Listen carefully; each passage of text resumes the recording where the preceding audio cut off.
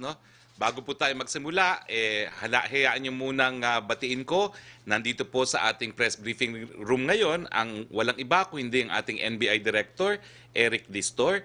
Kasama po niya ang kanyang Chief of Staff, Ernesto Macabare, si Chief Victor Lorenzo ng Cybercrime Division, at si Chief Christopher Paz ng Digital Forensics.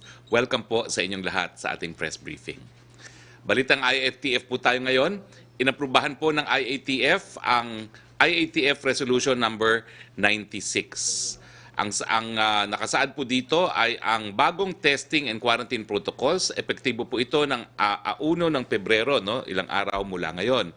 Ano ba ho ngayon ang ating protocol pagdating sa lahat ng dumarating sa ating airport? Lahat po, regardless of their origin, required po silang mag-facility-based quarantine. No? Ito po epektibo Lunes 1 ng Pebrero. Matapos po ang 5 araw, yung pang-6 na araw kumbaga, lahat po sila ay kinakailangan kumuha ng RT-PCR test. No? At kung sila po ay negatibo, sila po ay iindurso sa mga lokal na pamahalaan kung saan sila papunta. At sila po ay magpapatuloy ng kanilang 14-day quarantine. So, ulitin ko po, lahat po ng parating, 14-day quarantine pa rin po. 5 days po ay facility quarantine sa airport. Makakalabas na po sila mga on the 7th day. Bakit po? Kasi po 6 day yung testing. Kinakailangan po na 1 araw for the results. So, 7 araw po silang makwa-quarantine sumatotal sa facility-based quarantine. Pero, pagkatapos po nun, sila ay negatibo, tuloy pa rin po ang quarantine nila for the next 7 days doon po sa lokal na pamahalaan kung saan sila papunta. E-endorso po sila at hindi pa babayaan na basta na lamang lumabas. Now, kasama rin sa naging desisyon ng IATF ang pagpapaliban sa relaxation of the age-based restrictions sa mga lugar na nasa ilalim po ng Modified General Community Quarantine bilang pagsunod sa utos ng ating Pangulo. Para matiyak naman po na tama, napapanahon at efficient ang distribution at administration ng COVID-19 vaccines, inauthorize ng IATF ang Department of Information and Communications Technology, DICT, na magsagawa ng kinakailangang aksyon para sa pag-procure ng services ng qualified third-party service provided para sa design approval, IT project implementation at service management ng Philippine COVID-19 Vaccine Information Management Systems. Ang DICT ang binibigyang otoridad na gumawa ng standards para malaman ng kwalifikasyon ng third-party service providers para magsagawa ng required services in the VIMS. Naka-flash sa inyong screens ang functions ng Philippine COVID-19 VIMS. Kasama po yan ang Citizen Vaccination Capture and Automation, Provider Management and Automation, Supply Chain Management, VIMS, Dashboarding, Reporting, and Analytics. So malalaman po natin kada araw at i-report natin kung ilan na po ang nabakunahan nang malaman natin kung gaano pa ang dapat mabakunahan para makarating tayo sa 50 million ng taong 2001. Samantala, isinama na po ang Czech Republic sa listahan ng mga bansang subject to travel restrictions dahil sa bagong variant ng COVID-19. Epektibo mula ngayon po, 28 ng Enero 2021, 12:01, Manila time at tatagal hanggang katapusan ng Enero 2021. Ang mga banyagang pasaherong manggagaling ng Czech Republic ay or nagpunta sa bansang iyon 14 na araw bago dumating ng Pilipinas ay pinagbabawalang makapasok sa Pilipinas. At tulad po ng inanunsyo natin kahapon, pinili ni Presidente si Army Commanding General Lieutenant General Cirilito Sobejana bilang susunod na Chief of Staff ng Armed Forces of the Philippines sa nakatakdang pagreretiro ni General Gilbert Gapay sa 4 ng Pebrero. Congratulations, Lieutenant General Cirilito Sobejana. Siya po ay awardee ng Medal of Valor. Kumpiyansa tayo na ipagpapatuloy ni General Sobejana ang modernisasyon ng militar at ang pagpapatupad ng mga reforma para maging ganap na profesional ang ating armed forces. Now, COVID update naman po tayo. Ito po ang global update sangayon po sa Johns Hopkins. Naku po, mahigit 100 million na or 100,746,915 ang tinamaan ng COVID-19 sa buong mundo. Nasa 2,170,467 katao naman po ang binuwian na ng buhay dahil sa coronavirus. Nangunguna pa rin po ang Estados Unidos, 25,583,630 cases at mga namatay ay 428,791. Ang India po ay merong 10 million plus na mga cases at 153,000 plus na deaths. Sumunod po ang Brazil, ang Russia at ang UK. Ito naman po ang world rankings by country ayon sa World Health Organization at Johns Hopkins. Sang-ayon po ito sa World Health Organization, hindi po ito pribado, hindi po ito tabi-tabing mga organisasyon. Ang Pilipinas po ay number 32 pagdating sa total cases. Siyempre po, number 1 ang US nga po.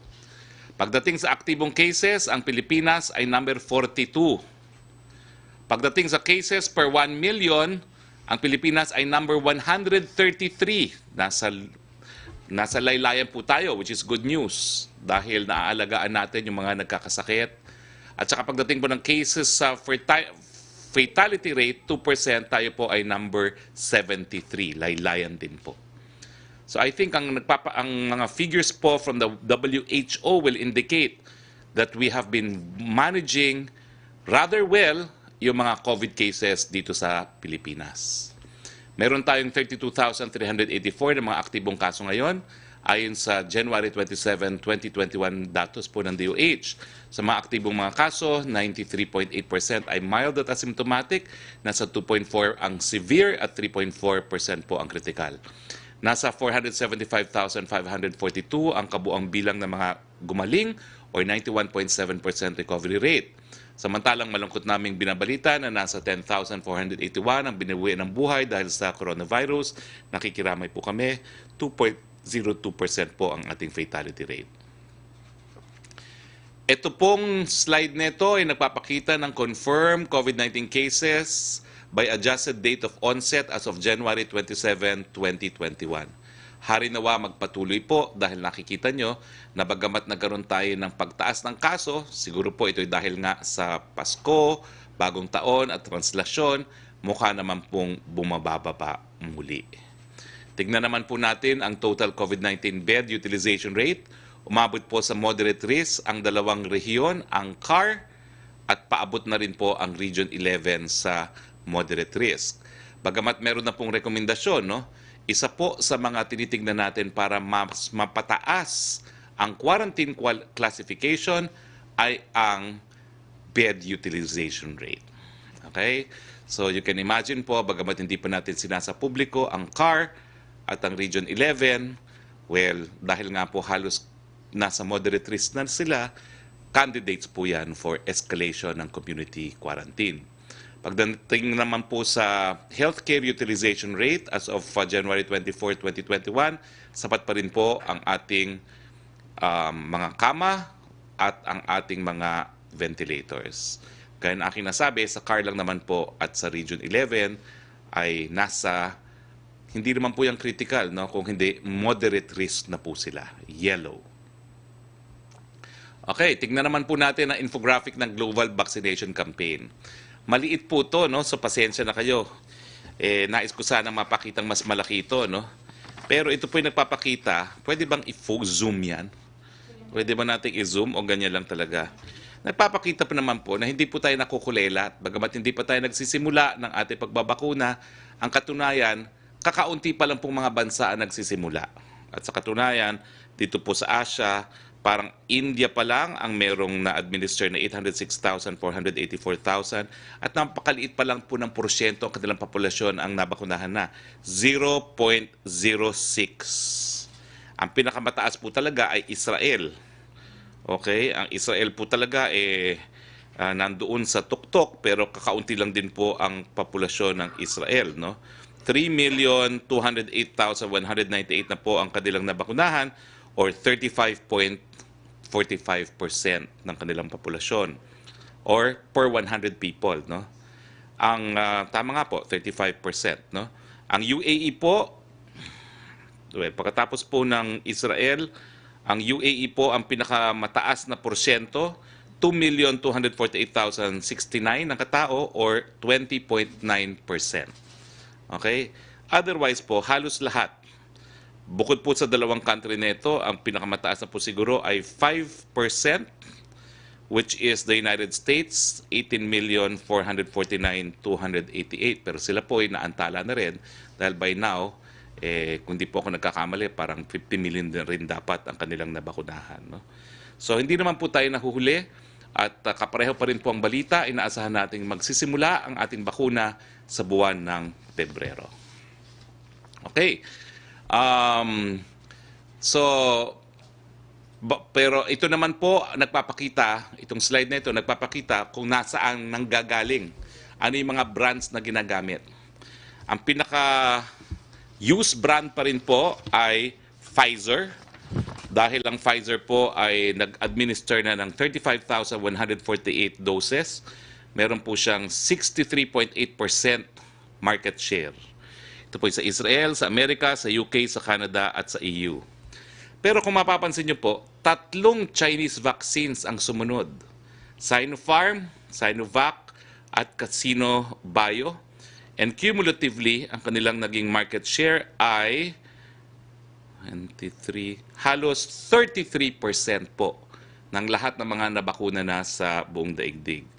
Ang AstraZeneca po ay 806,000, maliit pa lang po, 1.5%. Ang Gamaleya po ay 800,000, 1.5% din po. So wag po kayong mag-alala. Alam ko naiinip na kayo, lahat tayo naiinip na. Pero nagsisimula pa lang po ang daigdig at hindi po tayo maiiwan ng daigdig. Pangako po yan ng ating presidente. Sa ibang mga bagay naman, kaninang umaga ay nagbigay ng briefing ang ating economic managers sa ating economic performance para sa fourth quarter ng taong 2020. Dahil sa muling pagbubukas ng ating ekonomiya, according to our economic managers, and I quote, "In the fourth quarter of 2020, our economy performed better with a smaller GDP contraction of negative 8.3%. This brings the full-year GDP contraction to negative 9.5%. Bagamat negative, ang ating ekonomiya ay tumaas ng 5.6%. Ito nga pong huling quarter. Ngayong araw din ang inaugural run ng Philippine National Railways diesel hydraulic locomotive. No? Tumakbo ang mga bagong tren mula sa De La Rosa Station hanggang Tutuban Station. Ang mga bagong tren ay binubuo ng 3 locomotives at 15 passenger coaches. Kaya ng mga bagong tren na magsakay ng 1,215 na mga pasahero per set per trip. Okay, dito po nagtatapos ang ating presentasyon. Meron po tayong panauhin ngayon. No? Ang tawag po natin dito, usaping bakuna. Bakit po tayo merong usaping bakuna? Kasi po, para wag na tayo maguluhan na ang daming mga 5-5 na di umano'y eksperto, tayo na po ang nag-iimbita ng tunay na eksperto para mabigyan tayo ng tinatawag na vaccine education. Kung naalala nyo po, kilalang-kilala nyo na ngayon si Dr. Bravo. Si Dr. Bravo, tayo po kauna-unahang nag-guest dyan.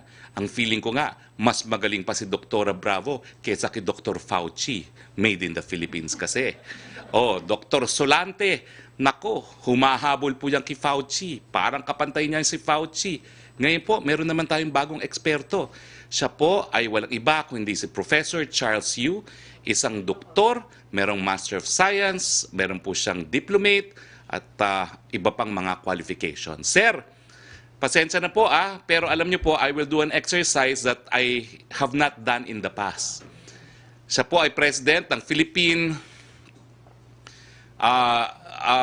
In the past po kasi, hindi ko pinapakita how to qualify an expert as an expert. Pero with your indulgence po, let me ask you a few questions po to qualify you as an expert nang malaman ng tao na sa panahon ng pandemya, importante na ang pakinggan nila ay mga eksperto. Okay lang ba ho if I ask you a few questions to qualify you as an expert in the field, sir? Para lang makita ng tao kung paano ginagawa itong prosesong to nang hindi sila makinig sa kahit kanino lamang pagdating sa bakuna. Is that fine, Dr. Professor Charles Yu? Opo. Okay. Fine na fine. Okay, sisimulan ko lang po to. Illustration lang to, how to qualify you as an expert. Now, Professor Charles Yu, can you tell us where you obtained your degree or what degree did you obtain? I'm a Doctor of Medicine from the UP College of Medicine, and I have a Master's in clinical epidemiology also from the University of the Philippines, Manila. I was a cum laude graduate of UP Diliman, BS Pre-Med po. And when did you graduate from the UP College of Law? Medicine po, UP 1980. College of Medicine. Ako, kasi ako taga College of Law eh. Pasensya ka na, Doc. Sino mas matanda sa atin, in other words? Class of 1982 po ako. Ay, mas 1982. matanda ka sa akin. Anyway. At sinabi niyo po, kayo po ay nagkaroon ng Masters in Epidemiology. Kailan po yan? This was in 1994. Okay, now, ano ba ho yung larangan ng epidemiology? Maikli lang po. Yung clinical epi, yung mga doktor na nag-aral ng public health at ina-apply sa clinical practice. So parang Okay. pinag-masters ng public health at clinical research. Ito ba kung COVID-19 ay sakop ba ho yan ang inyong specialty field na epidemiology? Yes po. Kami po yung nag-a-analyze ng mga trends at saka as a clinician and internist and pulmonary specialist, we can provide a clinical perspective to the numbers and to yung sa mga statistics na lumalabas po. So since 1982 kayo po ay doktor na nag-i-specialize sa epidemiology, ilang taon na po kayo na dito sa larangan nito? I have been practicing for over 32 years and also engaged in clinical research for 30 plus years. Pati clinical trials po na po ginagawa ko. Meron ba ho kayong mga asosasyon kung saan kayo naging officers na nagpapakita na kayo po ay respetado ng inyong mga peers? Ako po ay naging president ng Philippine College of Physicians noong 2009. Ako rin ay naging past president ng Philippine College of Chest Physicians about 3 years ago. Ako rin yung naging national chairman ng Philippine Coalition Against Tuberculosis po. Okay, naging ano po kayo, naging past president ng PCCP, yung chest physician, no? Meron ba kayong mga specialized training po bilang isang doktor? Bukod pa dun sa naging masters niyo on epidemiology. Well, ang pulmonary training ay extra training after ng 3 years ng internal medicine. May 2 years po ng pulmonology po yon. Yung masters in research, inabot po yun ng 4 to 5 years dahil meron po rin kaming thesis at saka research na ginawa rin po. Naipasa niyo ba ho yung specialty board exam para sa mga pulmonologists? Opo. Both internal medicine and pulmonary medicine po. At ang COVID-19 po, dahil ang tinatamaan po dito ay ang lungs, sakop po ito ng inyong field of specialization bilang pulmonologists? Yes po. In fact, ang most of the deaths that we're getting are from respiratory failure. Kaya aside from yung infectious disease specialists, yung mga pulmonary specialists na nakakakita ng karamihan ng mga COVID cases sa outpatient at sa ospital po. At ngayon po, kayo ba ho ay merong pinagtuturuan, kung meron man? Ako po ay nagtuturo sa College of Medicine. Ako rin po ang head ng Cavite de la Sala COVID Diagnostic Center. Ito po ay isang partnership with the government of Cavite. So I actually get daily, nightly reports on the number of COVID cases in our lab and in Cavite po. Pasensya na po kayo ating mga kababayan. Ganyan po mga tanong bago po maging isang expert at dapat pakinggan bilang expert. Sir, as an expert on public health, as an expert on pulmonology, bakit po namin dapat pagkatiwalaan ang mga bakuna na na-develop ng iba't ibang mga kumpanya laban po sa COVID-19? Ang lahat ng mga bakuna na currently available at malapit na rin i-release ay dumaan sa mas strict na criteria para makalusot. Hindi alam ng tao na sa isang bakunang nade-develop, siguro 100 ang nare-reject. So daan yan sa very strict process at ng mga animal studies hanggang maging phase 1 na maliit na group para ma-check lang yung dose, phase 2 na mas maraming pasyente, and phase 3 yung mga libo-libo yung pasyente. So bago dumaan ang isang vaccine para ito ay ma-release at mag-apply ng authorization, napaka-strict po niyan, napakarami pong dinadaanan, including our regulatory authorities as well as our expert panels. So dapat magtiwala ang ating taong bayan na lahat ng mga available ngayon na mga bakunang naririnig nila ay safe at effective. Okay, meron po kayong PowerPoint presentation on COVID vaccine clinical trials updates. The floor is yours, Dr. Yu. Sige po. Can I have the first slide po?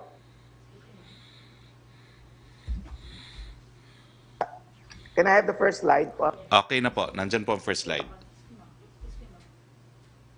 Itong talk ko ay sinare ko sa mga teachers sa medical schools na nagtuturo ng clinical pharmacology. No?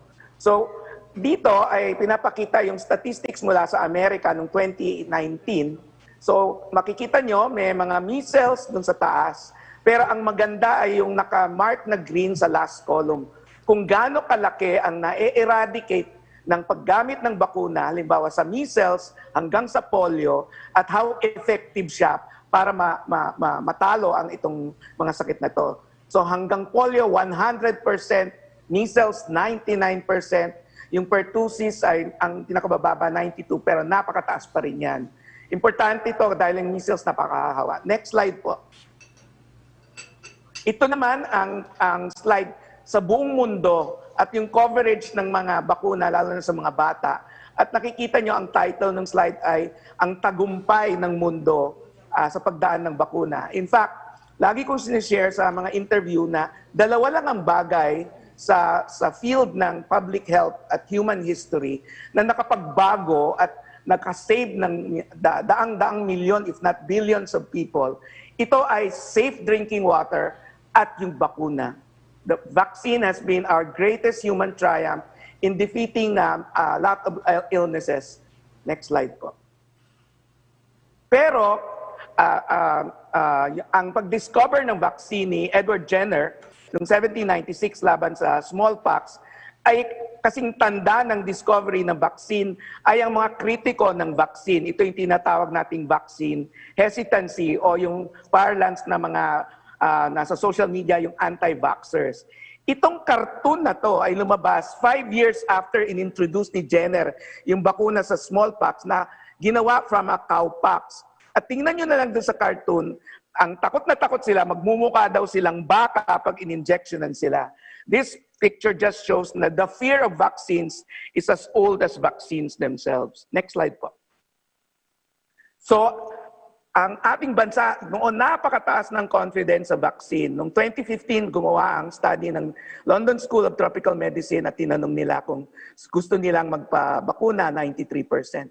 Pero dahil sa nangyari sa dengue vaccine controversy sa pagitan nitong mga taon na to ay bumagsak ng 32%. But with the support of the DOH and the present government, umakyat-akyat na yan to more than 60%. And it's important to note na may mga bakuna na dapat 90% or more ang coverage katulad ng measles. Next slide po.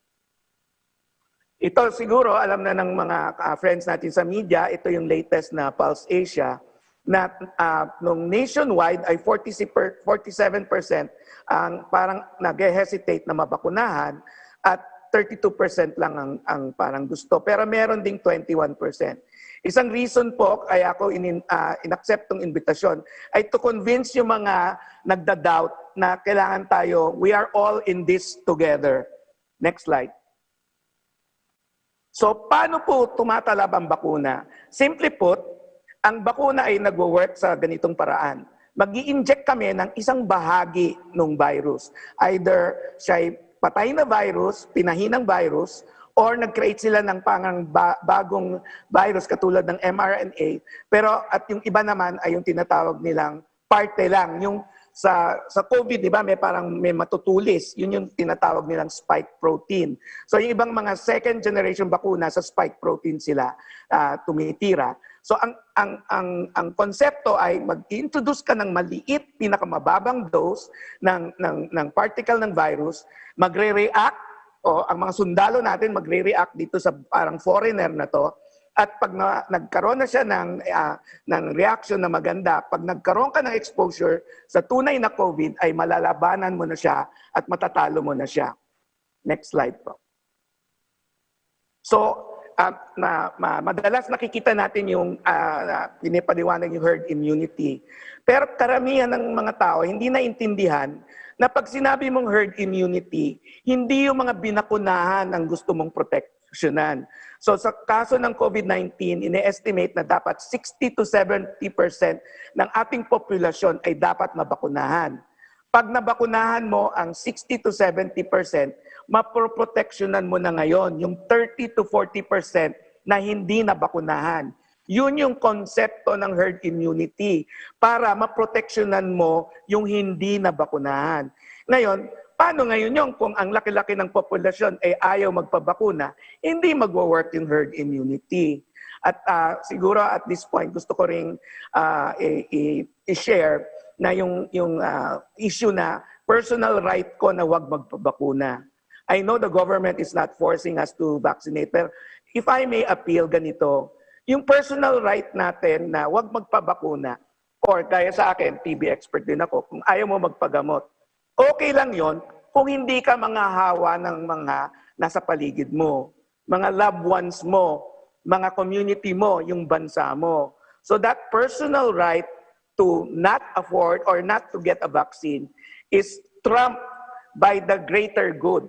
Dahil mas marami dapat ang mabakunahan para maproteksyonan natin ang mas nakakarami.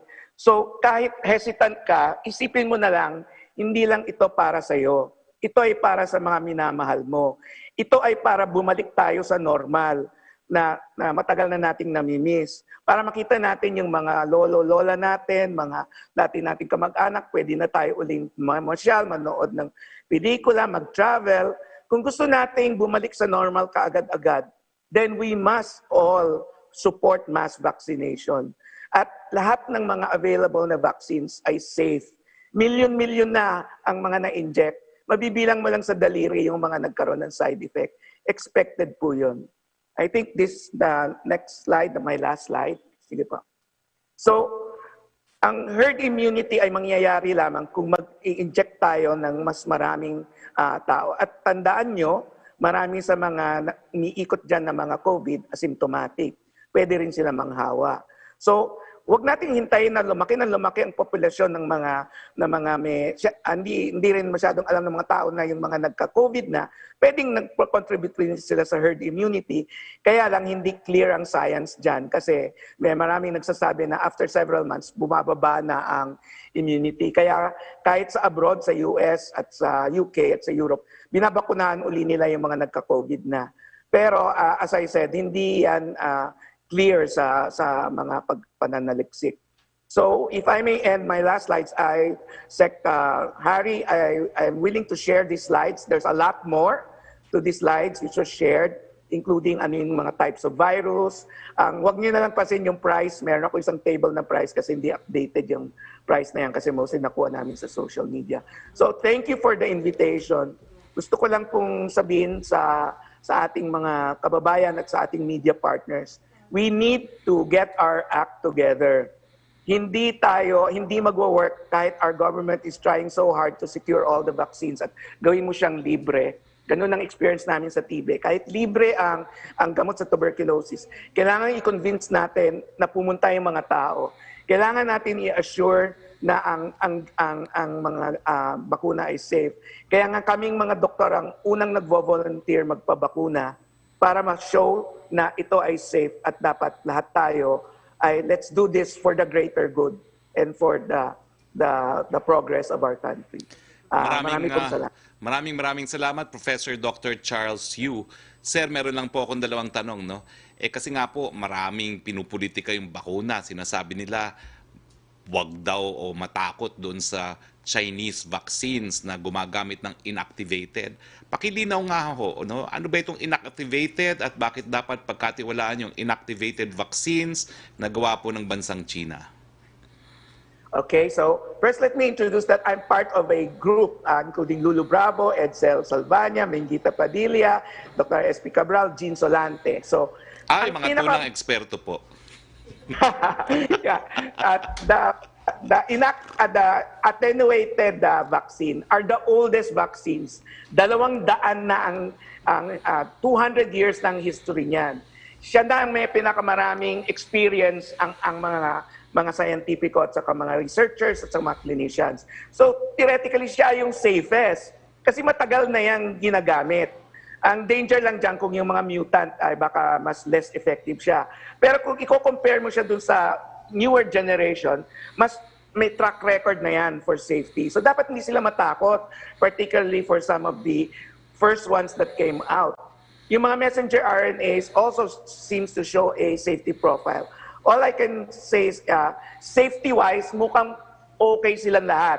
Pero may mga bakuna, mas gusto naming doctors kasi hindi lang yung efficacy, masyadong obsessed yung ating media at yung mga nagbabasa sa social media dun sa numero ng efficacy. As Dr. Edsel says, sa amin, hindi yung overall efficacy ang importante. Ang importante, and these Chinese vaccines have shown to be effective, hindi mamatay yung pasyente. Mabawasan yung hospitalizations, mawala yung severe disease. So, imbis na grabe, maging mild. Sa amin, yun ang mas mahalaga. Dahil hindi mo makatatumbasan yung pag namatay yung loved one. No? So, let's not look at numbers. Hindi yan apples to apples. Apples to orange yan. So, dapat maintindihan natin yan. Well, last question lang po, para maging patas. Doon naman po sa Pfizer, 29 na matatanda ang namatay. Dapat bang matakot sa Pfizer? Okay, so yung particular circumstance diyan, binigay nila sa pinaka-vulnerable group, yung super matatandang group sa Europe. Normally yata sa isang araw 50 namamatay doon. So again, I explained it, na porkit naturukan, hindi ibig sabihin yung tumurok, yung vaccine ang nag-cause ng death. Paulit-ulit yan tuwing may bagong bakuna. Natatakot dahil sa social media, meron daw namatay. But usual explanation, at I think they showed it already, I think in Norway, hindi related sa bakuna. Nagkataon na may ibang sakit yung mga yon at talagang normally maraming namamatay every day. In fact, yung numerong yon as a daily count is actually lower than what's expected. So, dapat huwag kayong magpanik dahil milyon na ang na-inject, mabibilang mo talaga yung mga namamatay. Magpapanik ako kung libo-libo yung namamatay. Pero parang 2 dosena, 3 dosena, pero milyon na ang in-inject. Expected po yun. Maraming salamat, Professor Dr. Charles Yu. I hope you can join us for our open forum in case our colleagues in the Malacanang Press Corps have questions for you. Simulan na po natin ating open forum. Yusek Roque, please. Yes, good afternoon, Secretary Roque and Dr. Yu. Question from Jam Punsalan of ABS-CBN Online. Senator Risa Ontiveros is urging Malacanang to denounce what she calls China's bullying of a Filipino fisherman who was reportedly harassed by a Chinese Coast Guard ship near the Pag-asa Island. Will the palace do this? Why or why not? Alam niyo po, meron tayong separation of powers. Hindi naman po dapat diktahan ni Senadora Ontiveros ang ating presidente at hindi niya kinakailangan sabihin kung anong gagawin ng presidente. Ang presidente po ay naninindigan na siya ay presidente ng Pilipino, poprotektahan niya mga Pilipino at kung kinakailangan ay paninindigan po niya ito. No? So, napaulat naman po na nag-file na tayo ng diplomatic protest laban dun sa bansa na sinabi ko nga po dito sa press briefing na bagamat meron kang kapangyarihan na bumuo ng mga ganyang bansa, kinakailangan ito po ay tumutupad dun sa international law na nagsasabi na pinagbabawal pa rin na paggamit ang dahas except kung by way of self-defense or authorized by the Security Council. Pagdating po sa illegal fishing, nakasaad po sa UNCLOS, hindi nga po pwedeng arestuhin ang mga illegal fishermen. More so, lalo na po, hindi dapat sila barilin. Okay? So, poprotektahan po ng presidente ang ating mga kababayan in spite of what Senator Risa Ontiveros says. Ang second question po ni Jam Punsalan, palace reaction daw po about the lowly report saying the Philippines ranked 79th out of 98 countries in terms of their success in handling the coronavirus pandemic. Hindi ko po alam kasi 79 kung that's the lowest, if lowest is better or 79 kung number 1 is better, no?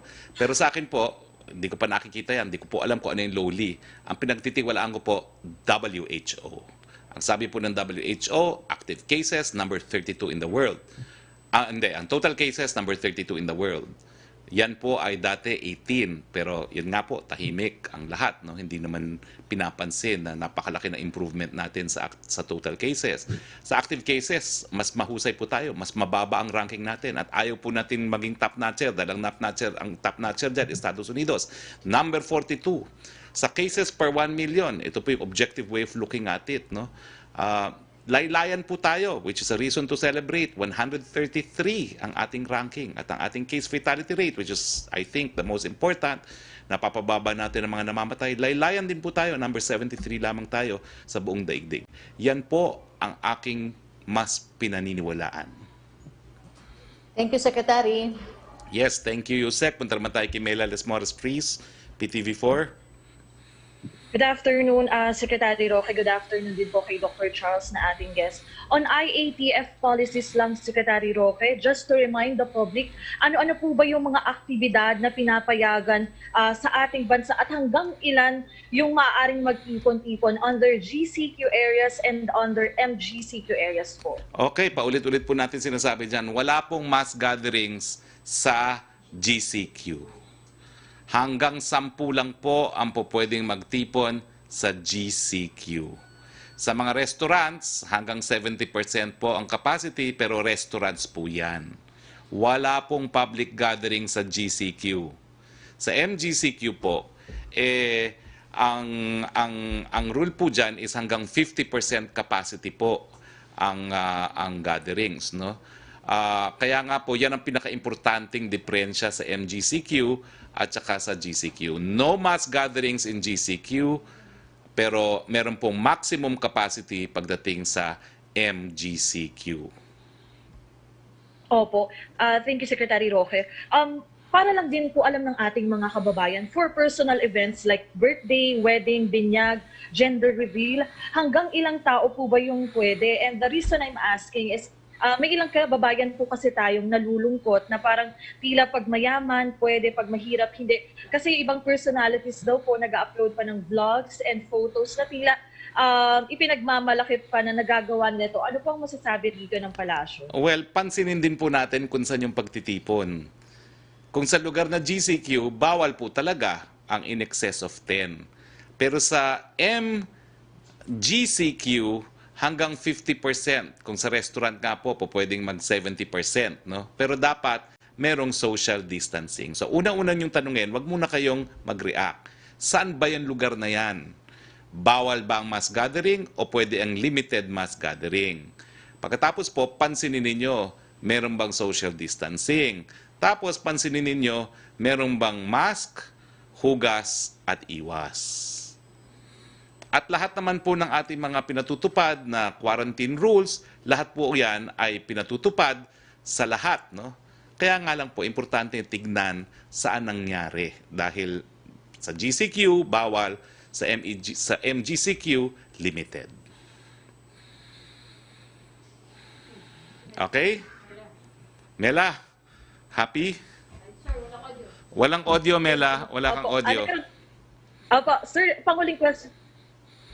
Opo, hello sir. Yes, Sir, panguling question na lang po. Nagkaroon po ba kayo ng Nagkaroon ng communication kay Pangulong Duterte on quarantine classifications? Kailan po kaya yung magiging communication kay Pangulong Duterte on quarantine classifications? Kailan po kaya yung magiging announcement, sir, on this? Well, may meeting po ang IATF today para maresolba ang mga nag-apila. Pagkatapos po, sasapinal ang rekomendasyon at didesisyonan po yan ng Presidente, syempre bago matapos ang buwan ng Enero. But this week po kaya, sir, yan? Siyempre po. May inaasahan po kaya tayong public address? Wala pong public address but it will be announced. I mean, for the quarantine classification. Kasi kung magkaka-Monday address, auno na po ng Pebrero yon, no? So, baka magkaroon po ng pag-anunsyo before the 1st of February. Sigurado po yan, before the 1st of February. Okay, thank you, Mela. Back to you, Roque, please. Yes, Secretary, question from Laila Salaveria of Inquirer. The DFA has filed a diplomatic protest versus the new Chinese law that allows its Coast Guard to fire on foreign ships. Is Malacanang happy about this move? Is it concerned that this move would affect the admin's efforts to procure Chinese COVID vaccines? How will it make sure South China Sea issues won't affect the country's access to vaccines? Leila, this is consistent with our position that while states can enact laws as part of their sovereignty, they must do so in compliance with the UN Charter prohibiting the use of force unless by way of self-defense or when authorized by the Security Council. Additionally, yun nga pong UN Convention on the Law of the Seas prohibits even the arrest of illegal fishermen. Kung ang arrest pinagbabawal at kinakailangan i-release upon posting of ban, bakit mo babarilin? So meron din pong issue dyan about breach of the UN Convention on the Law of the Sea. We welcome the diplomatic protest, of course, of the DFA, and this will prove that the Philippines is fully committed to the rule of law and will assert all its rights available under existing principles of international law to defend its interests. Okay. Next question, Ang second please. question po niya, what is the administration, what is the admin planning to do anything about this new Chinese law beyond the filing of diplomatic protest? Will it order intensified patrols in the South China Sea? How will this new law affect efforts to finalize and implement a code of conduct in the South China Sea? Our independent foreign policy is intended to be friends with everyone, enemies with no one, but we will protect and secure the Philippine national interest. Ang detalye po, we leave it to the Department of National Defense and the Department of Foreign Affairs, as well as the Philippine Coast Guard. Thank you, Secretary. Thank you. Melo Acuña, please.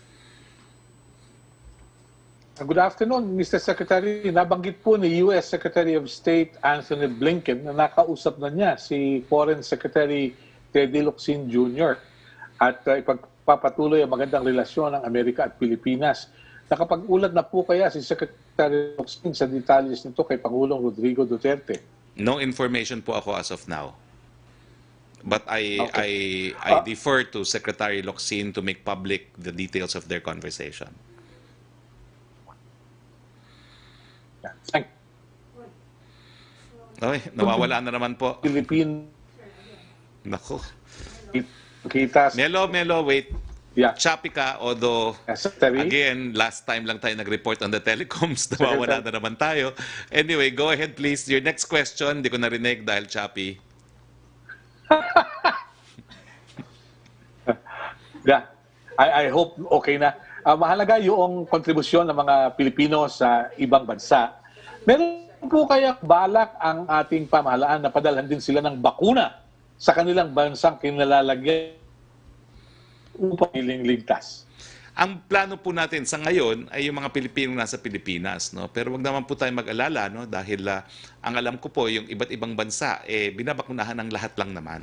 Now, sa susunod na linggo po, kakausapin natin ilang mga kababayan natin na nabakunahan na sa iba't ibang parte ng daigdig.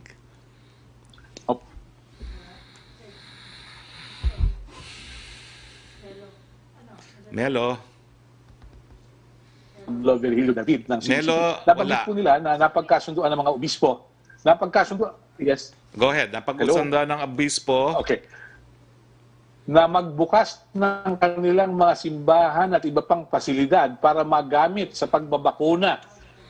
Meron din po kayang estratehiya ang pamahalaan para marating yung mga malalayong pook na maaaring walang kuryente o di kaya nangangailangan ng basic services. Kompleto po ang plano ng DOH at ng ating National Task Force kung paano mararating ang lahat ng Pilipino kahit nasan man lang sila. No?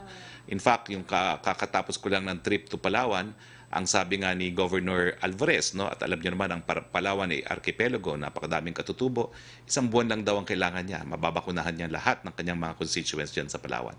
So nakahanda naman po mga plano, although we welcome the offer of the Catholic Church. Dahil siyempre po, the more facilities we have, the better. Okay, Melo, I suggest you contact your provider and complain na napuputol ang iyong connection. And if you text to us your provider, baka parating din natin sa NTC to tell your provider na kahit papano, make sure hindi naman napuputol pag tayo nagpa-press briefing because it's a very bad reflection of telecoms in our country. So, okay. Thank you, Melo. Yusek Roque, please. Yes, Secretary, inahin ko na to from Marichu Villanueva ng Philippine Star. Yung daw pong effect, kung may effect sa vaccine procurement with DFA protest on China's passage of law on use of force at West Philippine Sea. Wala pong epekto yan dahil ibang usapin naman ng bakuna. Ang bakuna po is actually a humanitarian act of the entire planet Earth in response to a humanitarian disaster.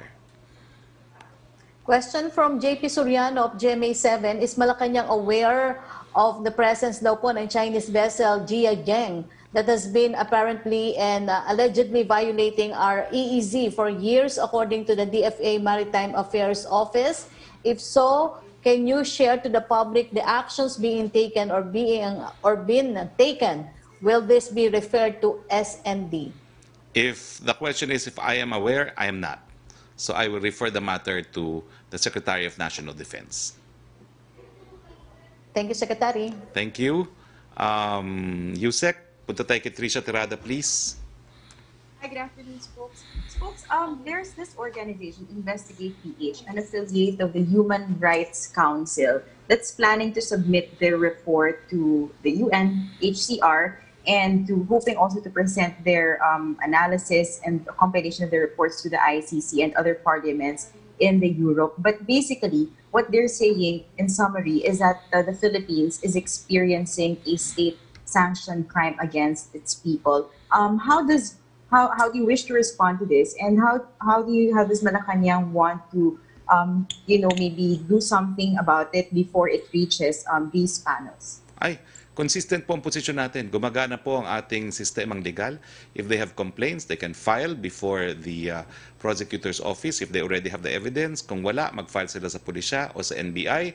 Nandito po ang direktor ng NBI to assure you na lahat ng complaints sa paglabag ng karapatang pantao, lalo na ang patayan, ay inaaktuhan nila. As a human rights lawyer po, napakadami kong cases ng extralegal killings na na-refer at nasulbaho ng NBI. Kinakailangan po gumawa ng hakbang na legal para mabigyan ng solusyon.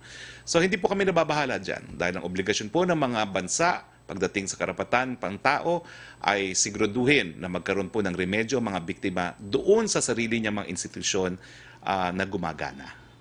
Ang ICC po, gagana lang yan kapag unwilling or unable ang mga institusyon na kasuhan yung mga gumagawa ng krimen. Sir, just zooming in on IATF policies and law enforcement. Balikan ko lang, sir, yung napag-usapan niyo ni Mela kanina. No?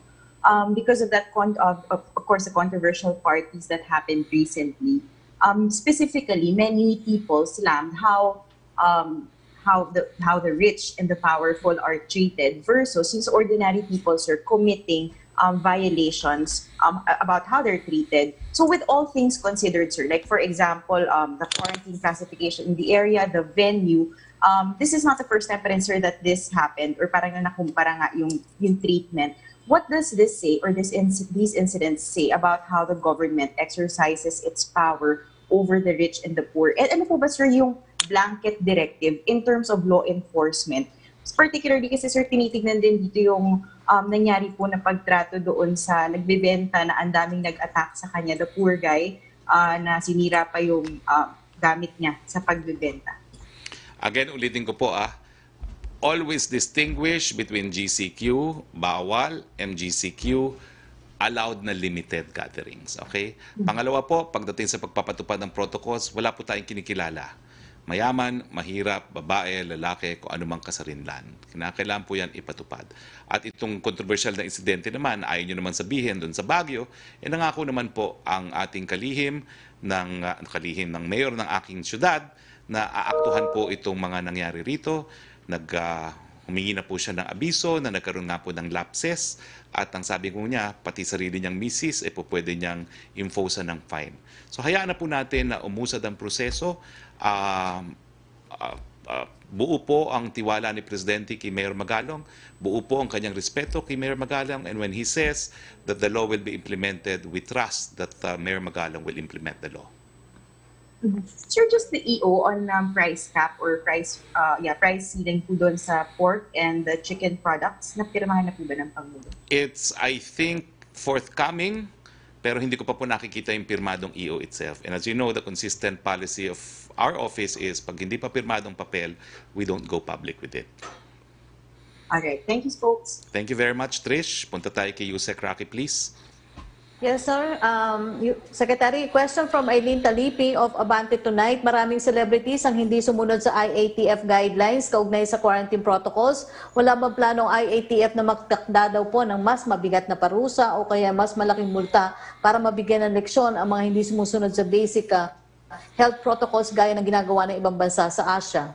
Hindi po IATF nagpapataw ng parusa. Mga lokal na pamahalaan po yan sa pamamagitan po ng mga ordinansa. Question from Jinky Baticado sa IBC 13. Malacanang stake daw po on media workers' inclusion in COVID-19 vaccine priority lists. Isa rin po yan sa pinaglalaban natin, kasama yung may mga comorbidities. No? So hayaan nyo po, tuloy pa rin ang pag-uusap sa IATF and tuloy pa rin yung kagustuhan ng ilan. Kasama na po ako doon na i-expand yung definition ng mga frontliners. Pero siyempre po, dahil meron talagang mauuna, without a doubt, ang dapat mauna are the medical frontliners. Palace reaction daw po sa patuloy na pagsadsad ng ekonomiya nakapagtala ng pinakamababang GDP sa taong 2020. Well, gaya ng sinabi ko po, talaga namang yan po yung resulta ng pandemya. No?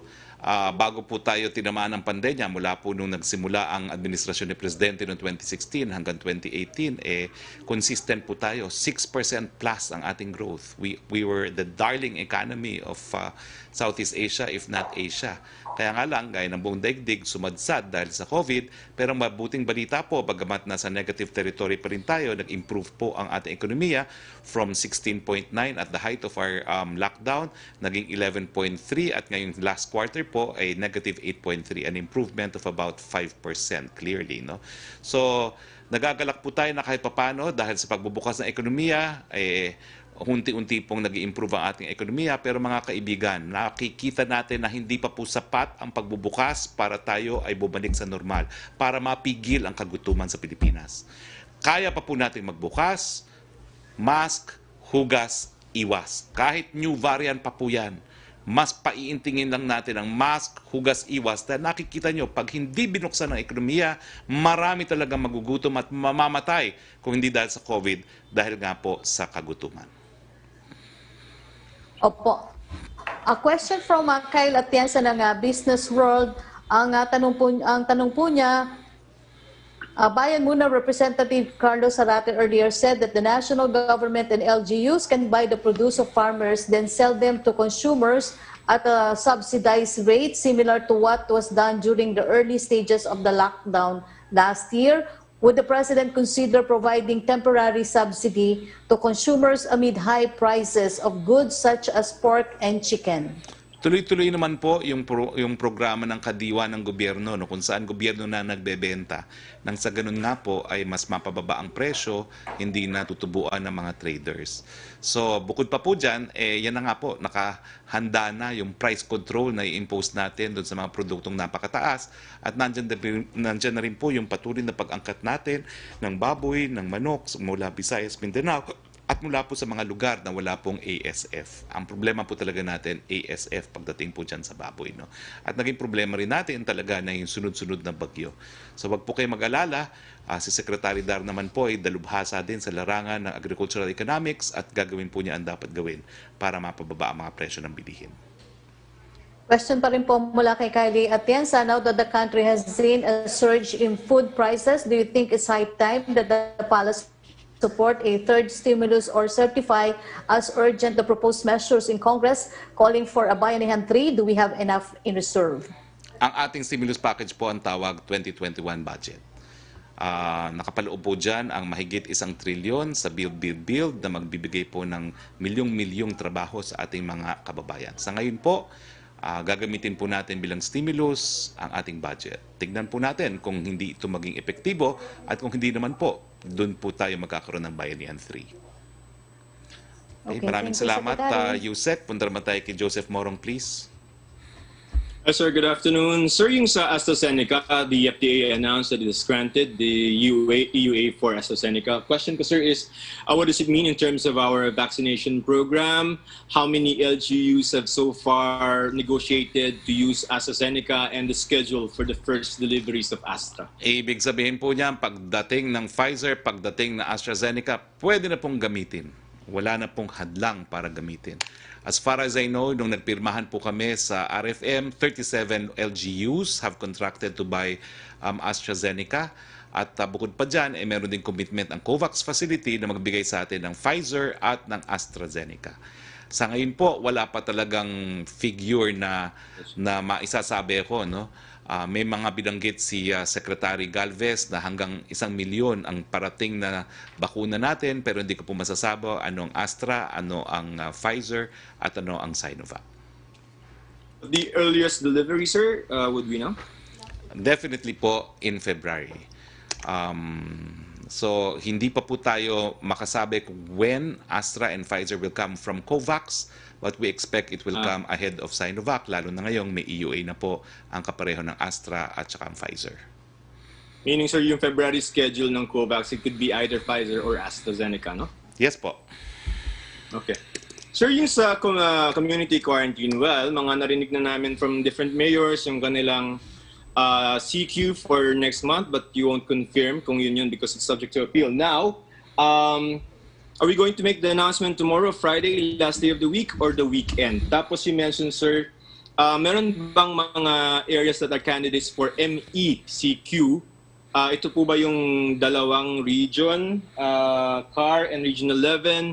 And paano yun, sir, yung imposition on it's going to be region-wide or per city or localized lockdown? Kaya nga po antayin natin ang final. Kasi dalawa po yung naging rekomendasyon. At although the body adopted one, the president could change the situation. So, napaka-premature po ngayon na magsabi. Kaya nga po nagugulat ako, marami nagsasabi. No?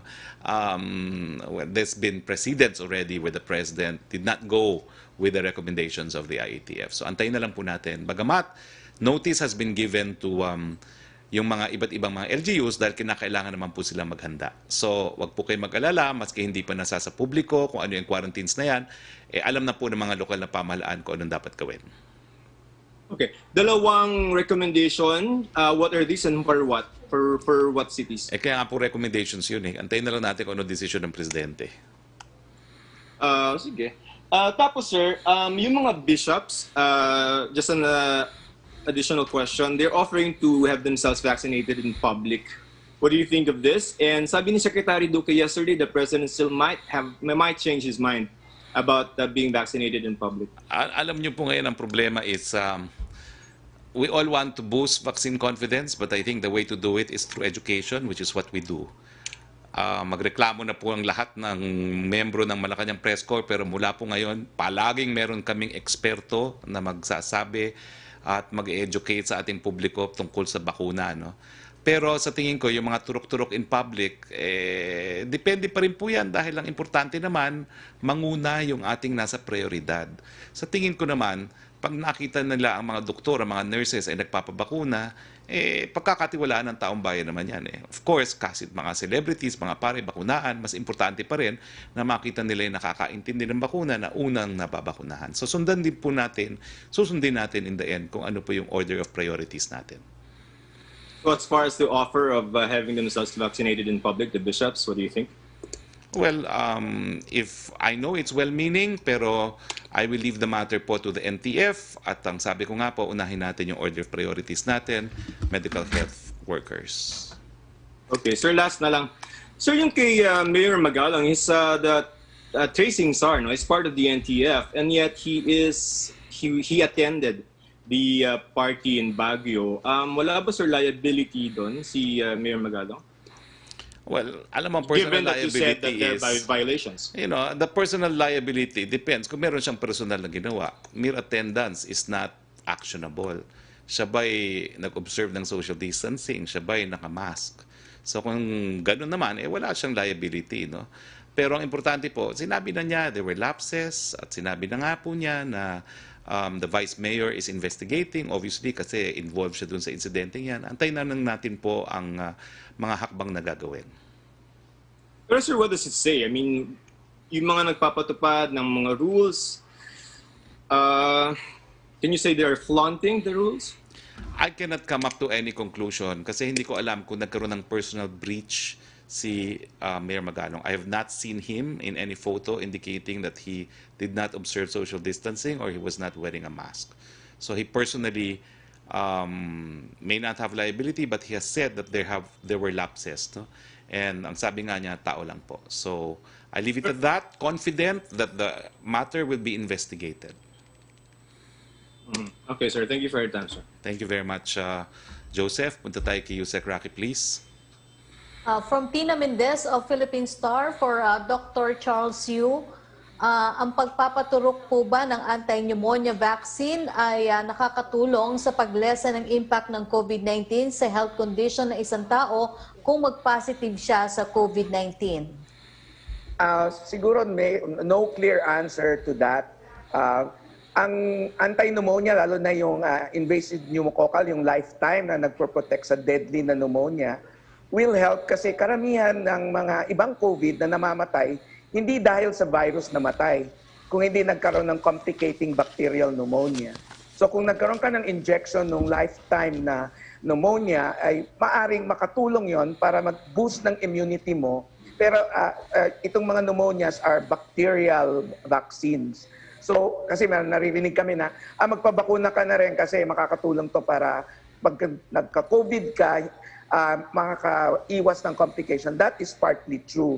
Pero kung nabakunahan ka ng pneumonia, hindi ibig sabihin makakaiwas sa COVID. It might reduce the mortality and morbidity, lalo na sa mga elderly, mga vulnerable, yung may mga emphysema, yung may mga diabetes, yan, makakatulong yun.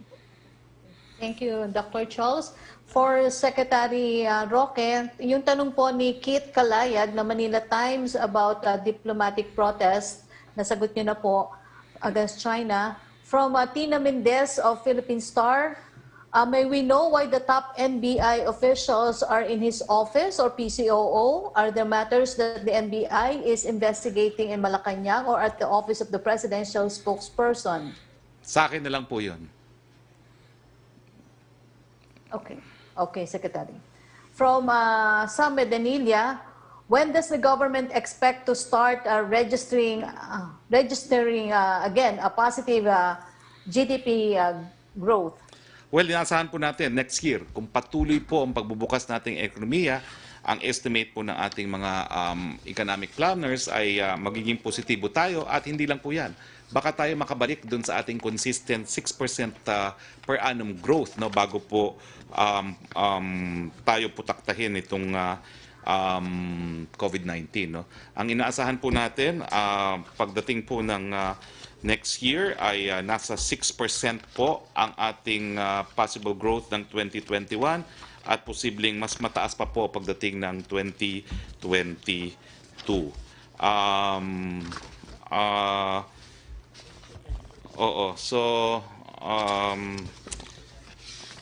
Nandito po sa akin yung briefing paper ni Secretary Carl at kung di po ako nagkakamali, yun ang kanilang projections. No? Pero kinakailangan po talaga, ito po, no? 6.5 to 7.5% in 2021 and 8 to 10% in 2022, pero lilinawin ko po. This will happen kung mabubuksan po talaga ang ekonomiya. Kaya nga po, ang desisyon kung mababawasan ang pagkagutom, nasa sa atin. Kasi kung tayo po ay magpapabaya at hindi mabubuksan ng ekonomiya, hindi magiging MGCQ ang Metro Manila, kung saan 60% ng ating GDP ay nakasalalay, talagang hindi tayo makakabangon. Importante po talaga, mask, hugas, iwas. Okay, thank you, Secretary Roque. Dr. Yu, thank you. Wala na po pala tayong mga questions. Maraming salamat po sa ating panauhin. Ang expert po, si Dr. Charles Yu. Sir, we have discovered you again and I hope we can count on your further cooperation dahil importante po talaga na i-promote natin ang vaccine education sa panahon po na marami po talagang hindi naman experts na nagsasamantala para sumikat lamang. No? At kung ano-anong mga ginagawa. Kung paano pong nangyari na nasira po ang vaccine confidence natin dahil dito sa mga hindi naman eksperto, na kung ano-anong kabalastugan ang kinalat, ang panlaban po natin ang mga tunay na eksperto gaya ninyo. So asahan niyo po ang aming paulit-ulit na imbitasyon para magbigay po ng vaccine education sa ating publiko. Maraming salamat po, Sir Roque. Maraming salamat Secretary Roque? Yes. I'm sorry po, may pahabol po si Tina Mendez, sorry, pero pinakausapan po akong ipahabol to. The public has the right to know daw po yung about dun sa pagtungo ng NBI sa office ninyo. Why? Why? What is the public interest there? They are a police investigation, law investigation agency, and if I feel that I have been a victim of a crime, then I will consult with them. Okay, but because there will be an investigation, no, it's not covered by the right information. that is wrong because police Roque. investigation is always an exception to the right to information. Okay? Meron din pong- Rocky. may pahabol pa rin po si Tina. May we know daw po what is the NBI investigating? Are you filing any case? It's now under investigation. Thank you very much. Secretary At, Joseph yata. Joseph? Thank you. Sir, Mm. well, you brought it up. You're a victim of a what? Cybercrime? Well, hayaan na po natin yung musad ang investigasyon. Broad strokes. Is this ito ba yung mga recent events? Meron ka bang meme or whatever? I mean, just broad strokes of Hayaan po natin investigation. umusad. Exception to right to information, ongoing investigations. Okay? We leave it at that. But soundbite, you have the NBI there because you think that you are a victim of a crime. Soundbite, the NBI is here because the NBI is tasked by law to investigate possible offenses of existing laws, criminal laws. And you are filing a complaint. Well, let's just tignan muna natin. Baka naman walang complaint talaga. Okay? Thank you very much, everyone in the Malacanang Press Corps. Thank you, Yusek Roque, and thank you, Dr. Yu. And thank you, everyone, sa inyong patuloy na pagtataguyod ng ating press briefing. Sa ngalan po ng ating Presidente, Rodrigo Roa Duterte, ito po ang News Box Harry Roque nagsasabi, Pilipinas, nandyan na po ang bakuna. Magtiwala sa eksperto at babangon tayo sabay-sabay, walang may iwan, walang iwanan. Magandang tanghali sa inyong lahat.